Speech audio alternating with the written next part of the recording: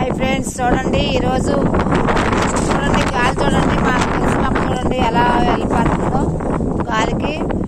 ఒక్కసారిగా మనమే ఈ వాతావరణానికి చాలా భయపడిపోతున్నాము. ఇలాంటి మా చెల్లి వాళ్ళు అయితే పసుపు కల్లాలు, మొక్కజొన్న కల్లాలు అన్ని పొలాల మీద ఉండేయండి. ఒక్కసారిగా ఇంత వర్షం వస్తే ఎంత భయపడిపోతారను. ఏమీ లేని మనకే ఎంత భయపడితే సంవత్సరం అంతా పండించుకున్న పంట పోతుంటే వాళ్ళు ఎంత కుంగిపోతారండి.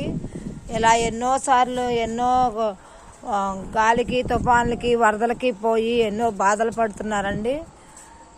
ఈరోజు ఇప్పుడే వర్షంలాగా వచ్చేసేస్తుందండి, తుఫాన్ లాగా వస్తుందండి. చెల్లి వాళ్ళకి ఫోన్ చేశారండి. చెల్లి వాళ్ళు చాలా స్పీడ్గా పొలానికి వెళ్తున్నారంటండి చెప్పారు. నాకైతే మాత్రం చాలా బాధగా ఉందండి. చెల్లి వాళ్ళే కాదు, ప్రతి ఒక్కళ్ళ పొలాలు ఎవరి పోయినా మనకి బాధే కదా. చూడండి వాతావరణం ఒక్కసారిగా మారిపోయిందండి. తుఫాన్ లాగా వచ్చేస్తుందండి.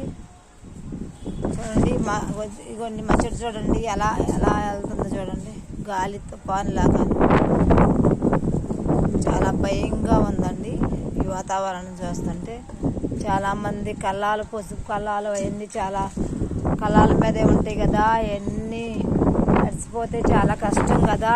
చూడండి ఎలా వస్తుంది.